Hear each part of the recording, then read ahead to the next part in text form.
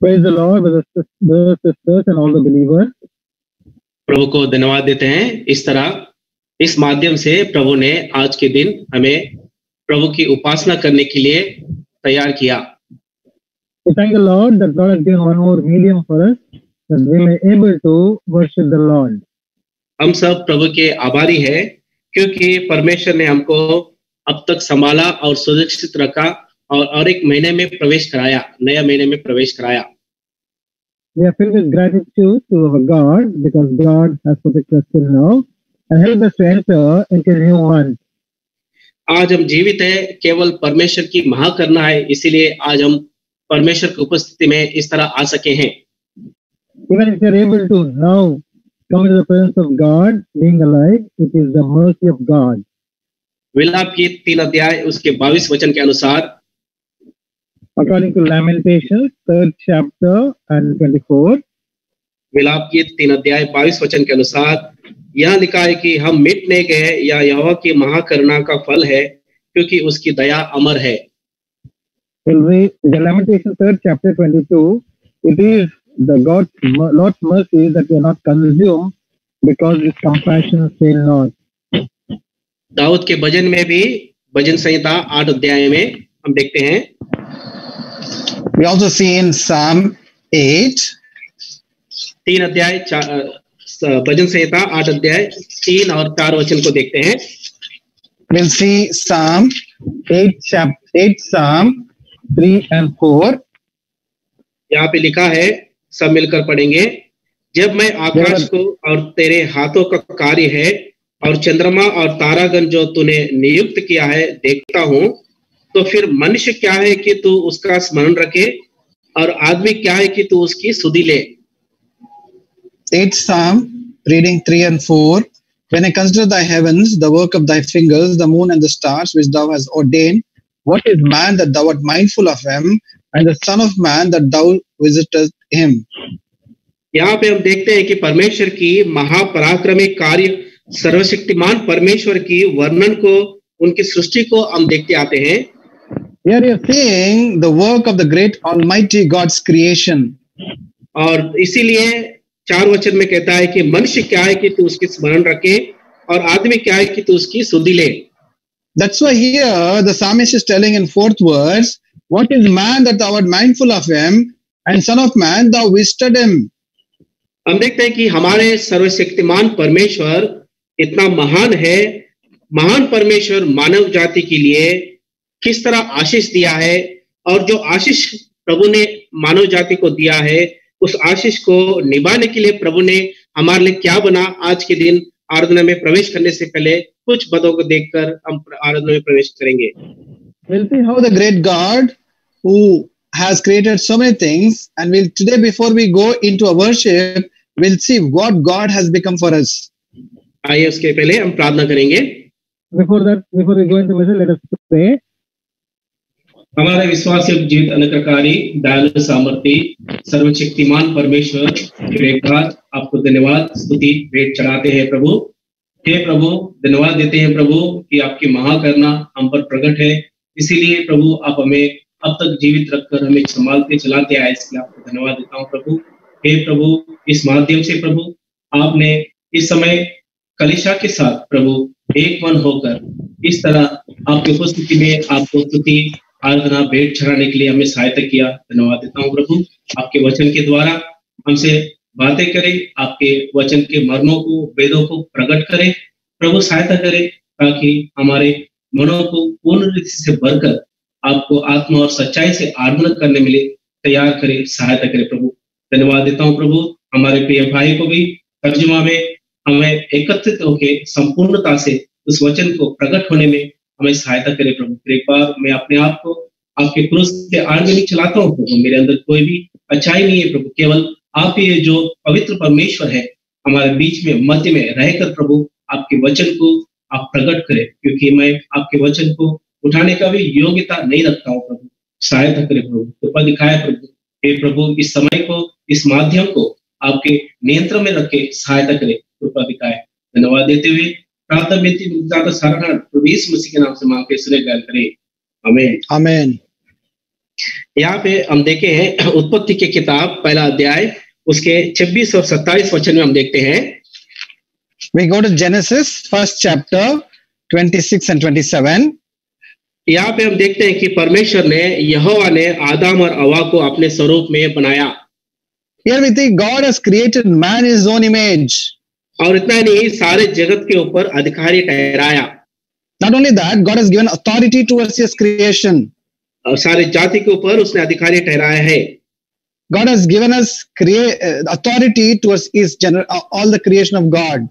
और इतना नहीं, उत्पत्ति एक अध्याय उसके 28 वचन में हम देखते आते हैं, प्रभु ने परमेश्वर ने उनको आशीष दी। उत्पत्ति एक अध्याय 28 वचन। And we see in Genesis first chapter 28 words that God blessed them. परमेश्वर ने उनको आशीष दिया और उनसे कहा, फूलो फलो और पृथ्वी में भर जाओ। And God blessed them and said, be fruitful, multiply and replenish the earth. यहाँ पे हम देखते हैं कि परमेश्वर ने मनुष्य को आशीष करते आया।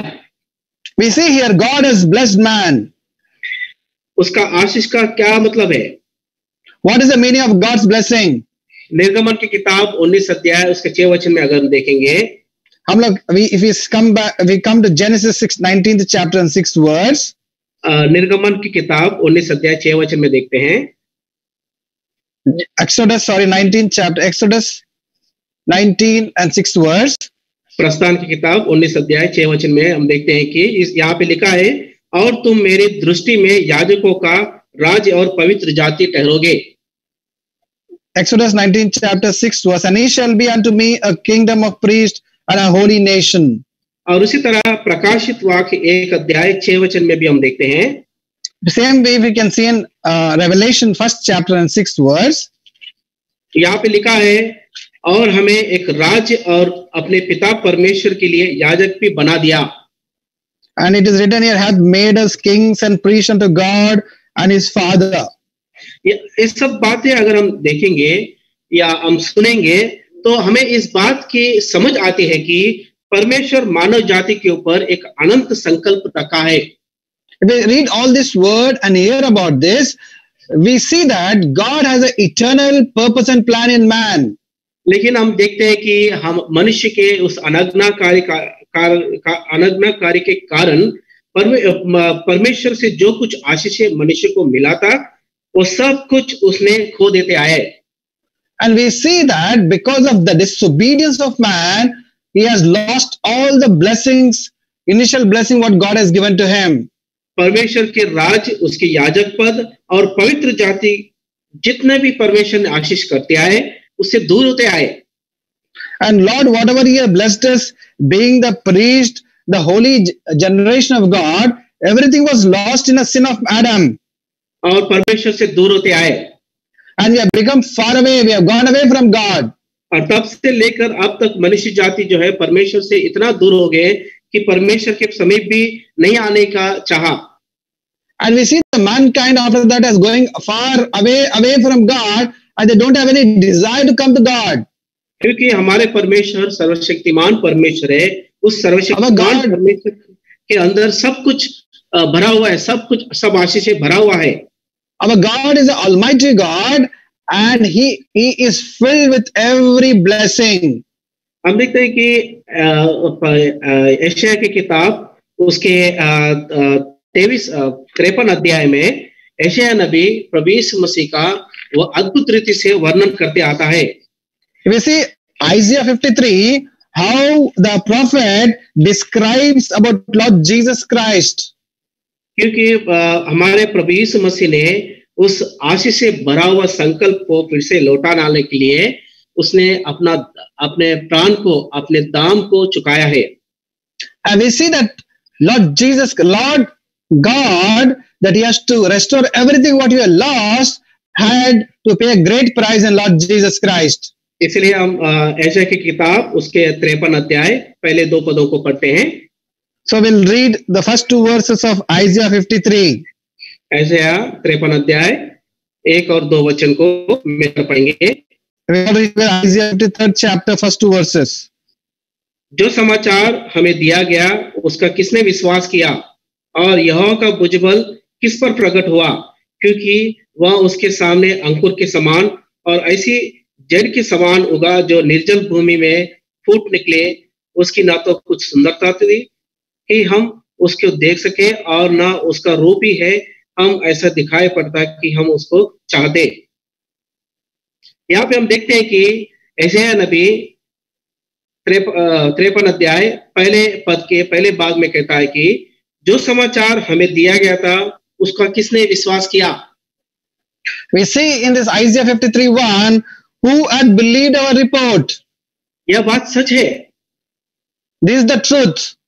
क्योंकि प्रभु यीशु मसीह ने इस कल संसार में एक मानव जाति जो अपने अनग्नाकारी के कारण पाप में गिर गए थे, उनको फिर से बचाने के लिए जो कलवरी क्रूस में अपने लहू को अपने प्राण को दे दिया, ये अद्भुत है। It's a very great thing, a great work of God that Lord Jesus Christ to restore us has given his life on the cross of Calvary. वह अकल्पनीय है, उसका कोई कल्पना नहीं कर सकते हैं। We cannot imagine or comprehend the great work of God on the cross of Calvary. ना उसकी वर्णन भी कर सकते हैं हम, And we can also not describe it. इतना महान बलिदान प्रभु यीशु मसीह ने हमारे पापों के लिए देते आया। That is a great sacrifice what God has done on the cross of Calvary. और उसके दूसरे पहले वचन के दूसरे भाग में देखते हैं यहोवा का भुजबल किस पर प्रकट हुआ। And the second part we see in the 53rd chapter of Isaiah, first verse, to whom is the arm of the Lord revealed? हमारे परमेश्वर जो सर्वशक्तिमान परमेश्वर है, उनका भुजबल जो है हमारे मनुष्य के लिए, मनुष्य जाति के लिए समर्पण करते आया। We see that our God has sacrificed his great arm for the mankind. वो नम्र बनते आया। He became humble. क्योंकि पहला यूहन्ना पहला अध्याय उसके 29 वचन के अनुसार यहाँ पे यूहन्ना कहता है कि देखो यह परमेश्वर का मेमना जो जगत का पाप उठा ले जाता है। We see in John, Gospel according to John, first chapter and 29th words, behold the Lamb of God which take away the sins of the world. और इतना नहीं, भजन संहिता उसके 98 अध्याय पहले वचन में 98 वर्ष में हम देखते हैं कि प्रभु के दाहिने हाथ के द्वारा हमें विजय और उद्धार मिला है। And we see also in Psalm 98 and first verse, his right hand and his holy arm has gotten us victory. और इस बलिदान के द्वारा प्रभु जो है हमें उन सारे हमारे अधर्म को, पापों को अपने ऊपर उठाने के लिए संसार में आया है। And Lord has come in this world to take on himself all our unrighteousness and sin. और सर्वशक्तिमान परमेश्वर होने पर भी नम्र बनकर इस संसार में आया है। Even though he was the Almighty God, he humbled himself. और ऐसे 53 अध्याय दूसरा वचन में बड़े अद्भुत रीति से इसका वर्णन करते आता है। And we see how prophet Isaiah describes it so beautifully in Isaiah 53 and 2. दूसरा वचन के पहले भाग में हम देखते हैं क्योंकि वह उसके सामने अंकुर के समान, He grew up like a tender plant. हम देखते हैं कि एक कोमल पौधा के समान परमेश्वर ने प्रभु इस संसार में आया है। एक शिशु बनकर मरियम के गर्भ में से धारण होकर इस शिशु बनकर इस संसार में एक कोमल पौधे के समान इस संसार में आया। We see that the Almighty God has come into this world as a baby through the womb of Mary as a tender plant. दूसरे भाग में देखते हैं 53 अध्याय के दूसरा वचन के दूसरे भाग में, ऐसी जड़ के समान, ऐसी जड़ के समान उगा की जो निर्जल भूमि में फूट निकले। And we see also in 53 second verse as a dry root out of the dry ground. और हम देखते हैं कि यहाँ पे इस बात को इस तरह वर्णन करते आता है कि निर्जल भूमि का मतलब क्या है? How does it describe this as a dry ground? निर्जल भूमि का मतलब है कि संसार जो है, जब प्रभु यीशु मसीह इस संसार में जब आना चाहा तो यहाँ पे वचन की अकाल थी, वचन नहीं होने के कारण इस संसार जो है, इस पृथ्वी जो है निर्जल भूमि बन गई थी। Why does it describe as a dry ground? When the Lord came into this world, there was a famine of the word of God. जब प्रभु यीशु मसीह संसार में आए थे, तो जब शिशु बनकर आए थे, कोमल पौधा बनकर आए थे, उनके लिए कई संकटों को सामना करना पड़ा। When Lord Jesus Christ came as an infant baby into this world, he has to face lot of difficulties. जब इस संसार में आए थे, उनके लिए जन्म लेने के लिए जगह नहीं था। When he came into this world, he did not have a place that he can be born. और वो चराई में, जो मेंजर में जन्म लिया, and he has to be born in a manger. राजाओं का राजा, प्रभुओं को प्रभु होने पर भी प्रभु यीशु मसीह को इस संसार में जन्म लेने के लिए जगह नहीं मिला। Even though he was king of the kings and the lord of the lords, in this world when he came, he did not have a place where he should be born. जो हमारे प्रभु यीशु मसीह वचन जो है देहधारी बनकर जब इस संसार में आए थे, तो संसार जो है इस वचन को नहीं चाहा, टुकराया। And when the Lord, the word of God, became flesh and came to the world rejected him. और इतना नहीं, उसको स्वीकार भी नहीं किया। And they were not accepted him. और उनको टुकराते आया। And they rejected him. और इतना नहीं, हम देखते हैं कि जब प्रभु यीशु मसीह जन्म लिया था, हेरोदोस उसको मारना चाहा। And when he was born, we see the king Herod on to kill him. और इतना भी नहीं, जब बड़ा हुआ था तो लोगों ने पत्थर से मारना चाहा। And when he has grown up and was doing his ministry, people tried to stone him. और इस सब देखने से हमें ये पता चलता है कि जब प्रभु यीशु मसीह संसार में आए थे, वचन की बहुतायत सी कमी थी। And this all talks to and tells us that when the Lord came into the world, the word of God, there was shortage of the word of God. इसका मतलब है कि इस संसार में मनुष्य जाति परमेश्वर से इतना दूर हो गया कि उनको स्वीकार करने के लिए भी नहीं चाहा। And what does it mean is the mankind went away so far from God that he did not wanted to accept the Almighty God himself when he came into this world. हमारे जीवन, हे प्यारे विश्वासियों, हमारे जीवन में भी इस तरह का परिस्थिति हम देख चुके हैं। And my dear believers, the same thing we have experienced in our own life. जब हम परमेश्वर को नहीं जानते थे, हम इस संसार में भटक रहे थे। And when we didn't know our God, we were roaming around in this world. और इतना नहीं, कुछ लोग तो परमेश्वर को जानकर भी परमेश्वर को टुकराते गए, स्वीकार नहीं किए। And many people who knew the Lord could not accept him but rejected him. और हमने परमेश्वर के सारे व्यवस्था को हम टुकराते आए, ना मानते आए। And we have rejected the law of God and not accepted it, not obedient to it. और हमारे आत्मिक जीवन जो है पूर्ण रीति से अंधे और बहरे बन गए थे। And our in our spiritual life became deaf and dumb. और हम पापी जीवन में इतना हद तक जी रहे थे, हम उस विनाश काल के जो अनंत नरक की तरफ हमारे जीवन बढ़ते जा रहा था। And we were living such a sinful life. Our destination was only the eternal destruction, the hellfire. इसलिए यशायाह नबी 53 अध्याय उसके 6 वचन में कहता है। That's why we see what the Isaiah prophet says in 53rd chapter 6th verse. हम सब मिलकर इस वचन को पढ़ेंगे। यशायाह 53 अध्याय 6 वचन मैं पढ़ता हूँ। There we'll all read together Isaiah 53:6. हम तो सब के सब भेड़ों के समान भटक गए थे, हम में से हर एक ने अपना अपना मार्ग लिया और यहोवा ने हम सबों के अधर्म के बोझ को उसी पर लाद दिया। हम देखते हैं कि प्रभु यीशु मसीह ने हमारे सारे अधर्म को, सारे पापों को उनके ऊपर डाल लिया। And we see that Lord Jesus Christ has taken all our iniquities and sin upon himself. इसके 5 वचन में भी हम देखते हैं। We also see in 5th verse. यशायाह 53 अध्याय इसके 5 वचन में Isaiah 53:5.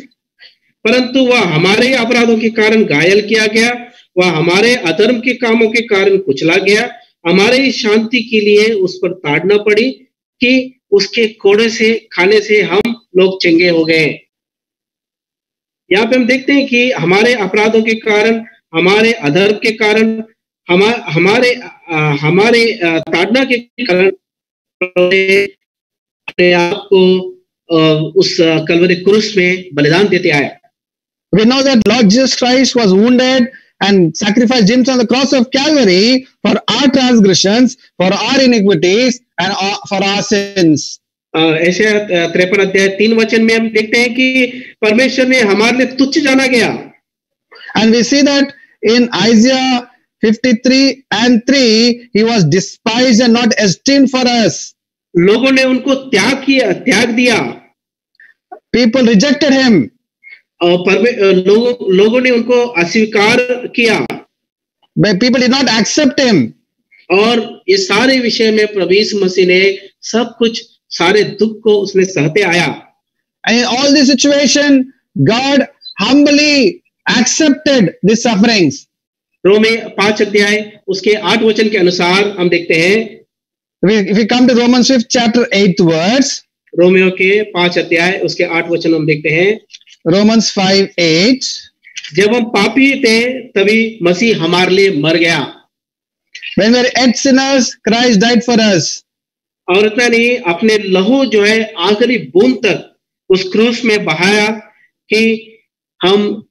और अपने प्राण को दे दिया और मारा गया, गाड़ा गया, फिर से तीसरे दिन जी उठा। Not only that, God has given his blood to the last drop, he died, buried, and rose again on the third day. क्योंकि हमें एक नया जीवन देने के लिए, एक अनंत जीवन देने के लिए परमेश्वर ने चाहा। Because God did everything to give us a new life, eternal life. और इतना नहीं, परमेश्वर ने जो आरंभ में मनुष्य जाति को जो आशीष देते आए, उस आशीष को फिर से मानव जाति को देने के लिए उसने इस बलिदान देते आया। Lord Jesus Christ sacrificed himself on the cross of Calvary to restore everything what he lost in the sin of Adam. हम उनके राज में पदाधिकारी बनने, पवित्र जाति बनने हमें परमेश्वर ने बुलाया है। Lord has called us to be kings and also to be a holy nation. पहला पत्रस 1 अध्याय उसका पहला पत्रस 2 अध्याय उसका 9 वचन में हम देखते हैं।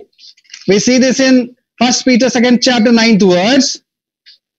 हम सब मिलकर इस वचन को पढ़ेंगे।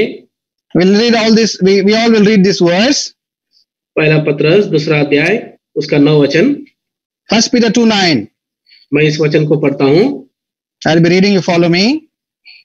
परंतु तुम एक चुनाव वंश और राजा पदाधिकारी याजकों का समाज और पवित्र लोग और परमेश्वर की निज प्रजा हो, इसीलिए कि जिसने तुम्हें अंधकार में से अपने अद्भुत ज्योति में बुलाया है, उसको गुण प्रकट करो। यहाँ पे हम देखते हैं कि परमेश्वर जो है हमें हमारे लिए जो हम हमारे अनाज्ञाकारी के कारण जो कुछ भी हम खोए थे और संसार में भटक गए थे, because of our disobedience, whatever we are lost and gone astray in this world, वह सब कुछ जो है हमारे प्रभु यीशु मसीह के उस महान बलिदान के द्वारा, जो हमारे परमेश्वर सर्वशक्तिमान होने पर भी हमारे लिए नम्र बनकर हमारे लिए उस बलिदान करने के द्वारा हमारे जीवन में सब कुछ लौटा लाया है। Even though the Almighty God was great and mighty, just because of his humbleness, because of sacrifice on the cross of Calvary, everything was restored unto us. और इसीलिए ऐसे महान परमेश्वर को क्या हम आराधना न करें या हम चुपचाप रहेंगे? Will we be quiet without worshipping such a great and mighty and loving God? और इस पहला पत्र 2 अध्याय 9 वचन के आखिरी भाग में इस तरह लिखा है कि इसीलिए जिसने तुम्हें अंधकार में से अपने अद्भुत ज्योति में बुलाया है, उनके गुण प्रकट करो। We have to show praises. The last part of 2nd chapter, 1 Peter 9th verse, we have to show praises who hath called that out of darkness into the marvelous light. अगर आपके जीवन में परमेश्वर ने इस कार्य को आपके जीवन में अगर किया है, तो आप जरूर परमेश्वर को आराधना करें। If this great work the Lord has done in your life, you have to worship the Lord. अगर आपके जीवन में परमेश्वर ने परमेश्वर को नहीं जाना, परमेश्वर को टुकराया, तो ये समय है कि परमेश्वर को स्वीकार करना। And now, if we have rejected and not accepted the Lord Jesus Christ, this is the time when you accept Him as personal Savior. अगर हम प्रभु को स्वीकार करेंगे, परमेश्वर हमें अंधकार में से ज्योति में प्रवेश कराएगा। if you accept the Lord Jesus Christ, you will be transformed from the darkness into marvelous light. परमेश्वर हमें आशीष देगा, God will bless us. और इतना नहीं, उनके राज्य के पदाधिकारी बनाने के लिए और उनके पवित्र जाति बनाने के लिए हमें नियुक्त करेगा. And Lord also will make us kings and a holy nation. और इसीलिए हम अपने आप को परमेश्वर को इस विचार रखते हुए इस सवेरे के समय में कलीसिया के साथ एक होकर हम अपने आप को समर्पण करेंगे. So with all these thoughts, now let us commit or dedicate ourselves to the Lord. आइए हम प्रभु के उस अद्भुत और अकल्पनीय कार्य को फिर एक बार याद करते हुए प्रभु को स्तुति, धन्यवाद का उपासना आत्मा और सच्चाई से चढ़ाएंगे. So now remembering the works what God has done, which is cannot be comprehended, let us worship the Lord with spirit and truth. आइए प्रभु इस वचन को आशीष करें. May God bless this word. Now as we finish this message, let us all worship the Lord in the light of the word of God. For 5 minutes we'll give time. Let us be silent and worship wherever we are. और हमें इस समय प्रभु के जहाँ कहीं आप लोग हैं, जैसे वचन आपने सुने हैं, इस वचन के अनुसार आप लोग परमेश्वर को 5 मिनट आपको दिया जाएगा, प्रभु को आराधना करें. సో మీరు ఎక్కడున్నప్పటికీ ఈ సమయం మనకు ఇవ్వబడుతుంది. వాక్య వెలుగులో మనం దేవుణ్ణి ఇప్పుడు ఆరాధిద్దాం. 5 నిమిషాల టైం ఇవ్వబడుతుంది. ఈ టైంలో మనం దేవుణ్ణి ఆరాధిద్దాం మౌనంగా.